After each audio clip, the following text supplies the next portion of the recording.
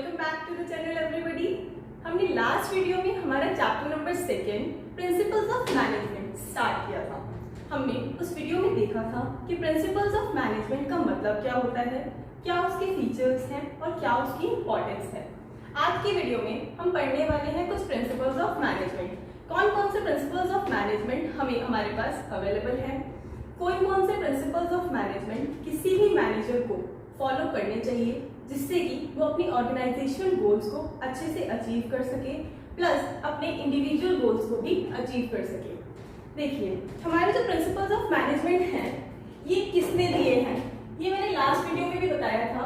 ये हमें दिए हैं हेनरी फेयोल ने। हेनरी फेयोल, इन्हें फादर ऑफ मैनेजमेंट भी कहा जाता है। ये एक मैनेजमेंट एक्सपर्ट थे जिन्होंने एक डूबती हुई कंपनी को भी बहुत अच्छे लेवल पर लाकर खड़ा कर दिया था। कैसे? इन्हीं प्रिंसिपल्स ऑफ मैनेजमेंट की हेल्प से। और ये प्रिंसिपल्स ऑफ मैनेजमेंट उन्होंने खुद ही बनाए हैं, उन्होंने इन्हें अप्लाई किया और उनके रिजल्ट्स बहुत ही अच्छे निकल के आए, जिसकी वजह से उन्होंने इन प्रिंसिपल्स ऑफ मैनेजमेंट को यूनिवर्सल एप्लीकेबिलिटी दिलवाई। तो देखिए, कौन कौन से प्रिंसिपल्स ऑफ मैनेजमेंट हमारे पास अवेलेबल हैं। There are total 14 principles of management which are given by Henry Fayol. आज की वीडियो में हम 7 प्रिंसिपल्स इसमें से पढ़ने वाले हैं। हमारा फर्स्ट प्रिंसिपल है डिवीजन ऑफ वर्क। नाम से ही शायद समझ में आ रहा होगा कि डिवीजन ऑफ वर्क क्या होता है। डिवीजन ऑफ वर्क का मतलब है किसी भी काम को डिवाइड कर देना छोटे छोटे पार्ट्स में। तो उससे फायदा क्या होगा? उससे फायदा ये होगा कि कोई भी एक बड़ा काम अगर छोटे पार्ट्स में डिवाइड कर दिया जाए और उस छोटे पार्ट को ही किसी एक इंडिविजुअल को दे दिया जाए, मतलब किसी इंसान को या किसी वर्कर को पूरा काम ना देके सिर्फ एक छोटा सा पार्ट दे दिया जाए, तो उसका क्या बेनिफिट होता है, ये बताएगा हमारा principle of division of work. इसमें देखिए क्या लिखा है। According to this principle, as far as possible, the whole work should be divided into smaller parts. पूरे के पूरे वर्क को छोटे छोटे हिस्सों में बांट देना। And each individual should be assigned only one part. मतलब हर इंडिविजुअल को सिर्फ एक ही पार्ट असाइन करना। मतलब rather than किसी को भी पूरा वर्क देना, वो अच्छा नहीं है। इससे बेटर उसको एक ही पार्ट दे दिया जाए। फॉर एग्जाम्पल, हमारे को एक शर्ट बनानी है। अगर हमें कोई शर्ट बनानी है तो उसमें बहुत सारे काम होते हैं। फर्स्ट, उसकी कटिंग करनी होती है। सेकंड, उसकी स्टिचिंग होगी। थर्ड, उसमें आयरन भी होगा। एंड फोर्थ, उसकी पैकिंग भी होगी। तो अगर हम एक ही पर्सन को सारे काम दे देंगे तो क्या वो काम बहुत अच्छे से कर पाएगा? जरूरी तो नहीं है और जनरली नहीं भी होता। तो इसलिए आपने शायद कुछ फैक्ट्रीज में देखा भी होगा कि हमारा जो कटिंग मास्टर होता है वो अलग होता है, स्टिचिंग मास्टर अलग होता है, आयरन करने वाला पर्सन अलग होता है और पैकेजिंग किसी और डिपार्टमेंट के हाथ में होती है। इससे क्या फायदा होता है? इससे फर्स्ट फायदा होता है स्पेशलाइजेशन आती है,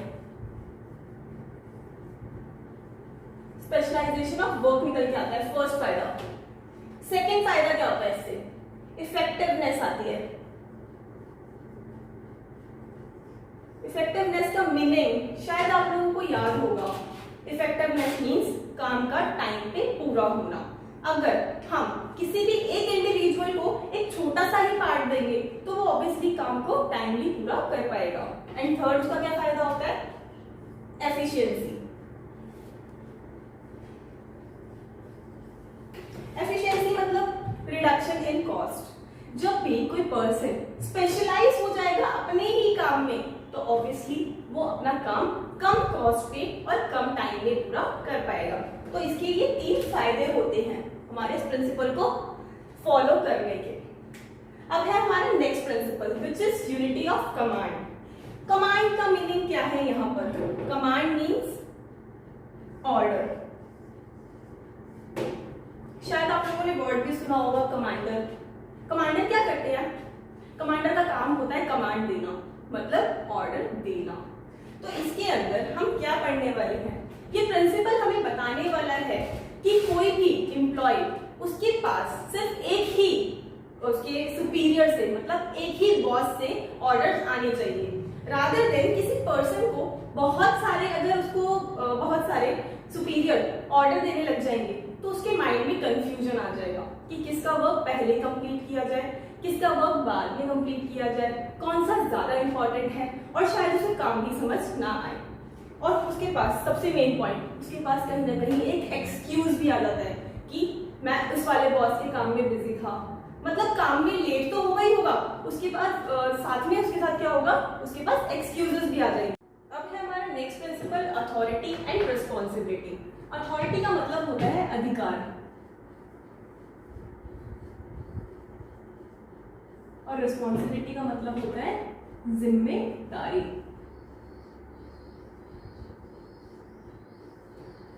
इस प्रिंसिपल के अकॉर्डिंग अगर आपको कोई काम करने की जिम्मेदारी दे दी जाए लेकिन उस काम को करने के लिए अधिकार ना दिए जाए तो क्या वो काम पूरा हो सकता है?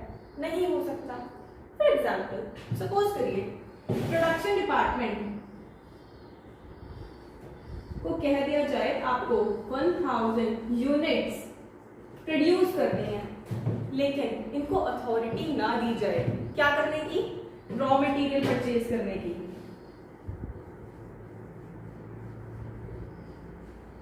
ये अथॉरिटी इनको ना दी जाए तो क्या ये अपना टास्क कंप्लीट कर सकते हैं? कभी नहीं कर पाएंगे। तो इस प्रिंसिपल के अकॉर्डिंग हमारा जो अथॉरिटी और रिस्पॉन्सिबिलिटी होता है उन दोनों के बीच में बैलेंस होना बहुत ही जरूरी है। तभी इस प्रिंसिपल में ये लिखा है, according to this principle authority and responsibility should go hand in hand, मतलब साथ साथ चलने चाहिए। It means that while assigning responsibility to any individual, he must also be given authority. मतलब responsibility देते टाइम उसे हमें क्या देनी चाहिए, authority भी देनी चाहिए, so that he can do his work efficiently and effectively. मतलब वो अपना काम timely and with minimum cost complete कर पाए to achieve its organizational objectives. Next principle is discipline. Discipline मतलब कुछ ऐसे रूल्स एंड रेगुलेशंस जिन्हें फॉलो करना किसी भी ऑर्गेनाइजेशन के लिए कंपल्सरी होता है। तो क्या वो जो डिसिप्लिन है, क्या वो रूल्स और रेगुलेशंस जो हैं वो सिर्फ और सिर्फ एम्प्लॉयज के लिए एप्लीकेबल है, सुपीरियर्स के लिए नहीं है? क्या टॉप मैनेजमेंट में कोई भी डिसिप्लिन नहीं अप्लाई होता? नहीं, ऐसा नहीं है। इस प्रिंसिपल के अकॉर्डिंग वो यही बताएगा कि हमारा जो भी डिसिप्लिन है, हमारे जितने भी टर्म्स एंड कंडीशंस, जितने भी रूल्स एंड रेगुलेशंस, जितने भी एग्रीमेंट्स हैं, वो सभी किस पे भी अप्लाई होते हैं? वो सबऑर्डिनेट्स के साथ साथ सुपीरियर पे भी अप्लाई होते हैं। तो देखिए क्या लिखा है, according to this principle the organisational rules and regulation, policies and employment agreement should be obeyed by both. और वो बोथ कौन है?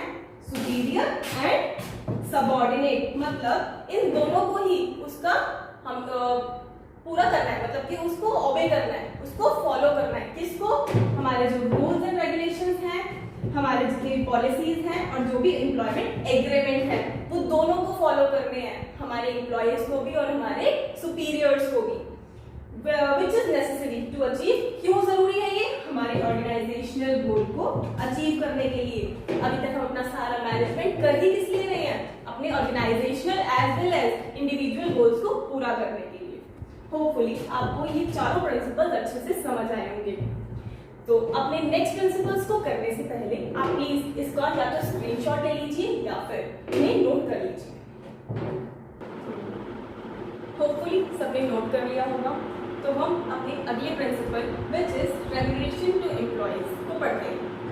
इस प्रिंसिपल के अकॉर्डिंग क्या होता है, किसी भी एम्प्लॉय को उसका रेम्यूनरेशन फेयर मिलना चाहिए। रेम्यूनरेशन आई थिंक आप लोगों ने अकाउंट्स में भी सुना होगा। रेम्यूनरेशन मीन्स कोई भी सैलरी, वेजेस, कमीशन,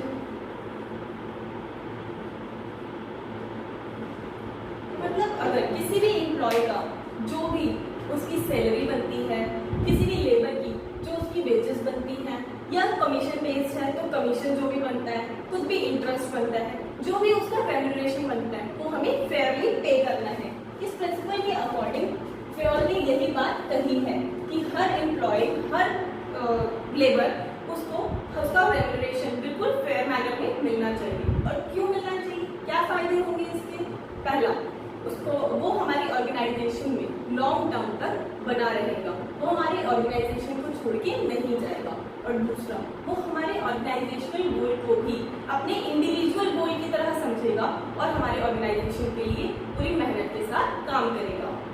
तो देखिए, according to this principle the employee should be paid fair remuneration, मतलब हर एम्प्लॉय को रेम्यूनरेशन बिल्कुल फेयर मिलना चाहिए। Next principle is principle of order. Order means, I think आप लोगों ने बचपन में सुना होगा और इन्हें किया भी होगा, असेंडिंग ऑर्डर, डिसेंडिंग ऑर्डर। उसमें क्या होता था, हम हर चीज को एक पर्टिकुलर सीक्वेंस में लगा के चलते थे।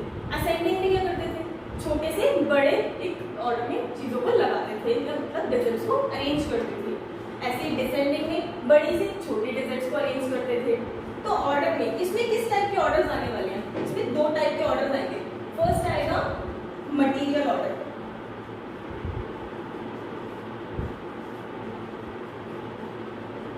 सेकेंड आएगा सोशल ऑर्डर।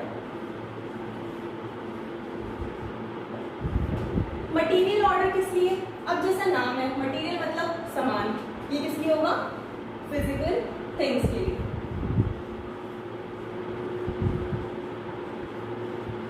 मतलब ये फिजिकल सामान के लिए होगा material order. And social order for human resources.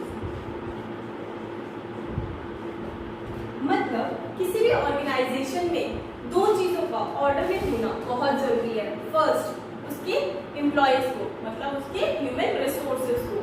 इसका मतलब क्या है? ऑर्डर में होने का मतलब क्या है? ऑर्डर में होने का मतलब ये है कि राइट पर्सन को राइट जॉब के लिए अगर हमने रखा हुआ है तो मतलब वो राइट ऑर्डर में प्लेस्ड है।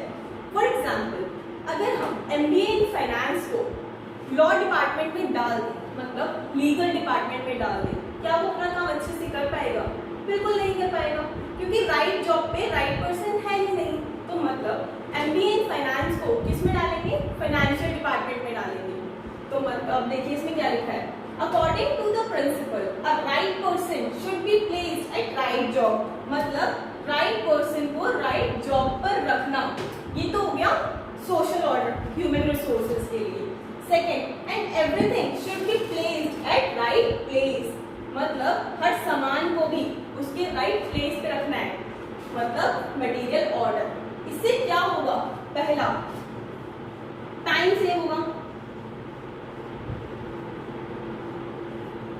सेकेंड, कॉस्ट कम आएगी, रिडक्शन इन कॉस्ट।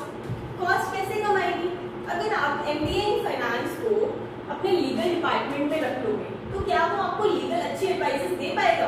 बिल्कुल नहीं देगा, और कहीं ना कहीं आपकी कॉस्ट भी बढ़ा देगा।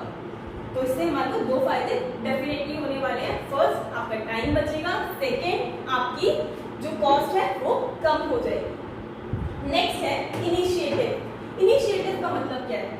इनिशिएटिव मतलब किसी भी काम को करने की पहल करना। मतलब कोई भी काम खुद से करना, अपने माइंड में आना कि यार ये काम तो मुझे करना है। ऐसा कैसे होगा? मतलब किसी भी मैनेजर को अपने एम्प्लॉयज को इस तरह से मोटिवेट करना है कि उसके एम्प्लॉयज खुद आगे से बढ़ चढ़कर काम में हिस्सा ले। वो कैसे होगा? किसी भी मैनेजर को अपने एम्प्लॉयज को इस तरह से मोटिवेट करना है कि आप आइए और आप भी हमारे को प्लान मेकिंग्स में हेल्प कीजिए। मतलब जो हम प्लान्स बनाते हैं उसमें अपने सजेशंस दो, उसमें हेल्प करो कि प्लान को कैसे बेटर किया जा सकता है। इससे क्या होगा कि हमारे जो एम्प्लॉयज होंगे ना, उन्हें ऐसा लगेगा कि उन्हें भी मतलब पॉलिसी मेकिंग्स में, प्लान मेकिंग में इनवाइट किया जा रहा है। मतलब सिर्फ उनसे काम नहीं कराया जाता, उनसे उनका सजेशन भी लिया जाता है, उससे उनका कॉन्फिडेंस बढ़ता है। तो देखिए, according to this principle every employee in organisation must be given opportunity to give his suggestions.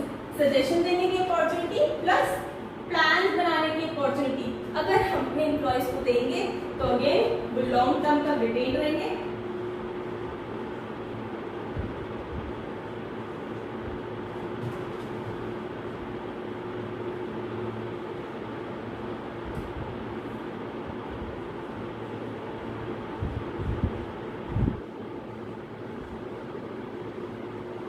उनका कॉन्फिडेंस बूस्ट होगा,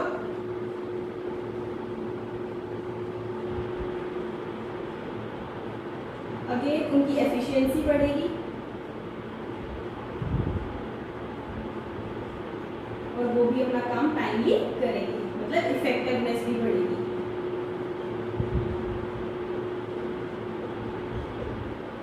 तो देखिए कितने सारे फायदे हैं अपने प्रिंसिपल्स ऑफ मैनेजमेंट को हमारे ऑर्गेनाइजेशन में अप्लाई करने के। तभी तो फियोल ने 14 प्रिंसिपल्स दिए हैं, आज हमने सिर्फ 7 पढ़े हैं। नेक्स्ट हम 7 पढ़ेंगे अपनी नेक्स्ट वीडियो में। टिल देन आप इसको नोट कर लीजिए अच्छे से, और अगर नोट नहीं करना है तो प्लीज स्क्रीनशॉट ले लीजिए। बट नेक्स्ट वीडियो में को देखने से पहले प्लीज ये 7 प्रिंसिपल्स अच्छे से पढ़ के आइएगा। Till then take care, bye bye.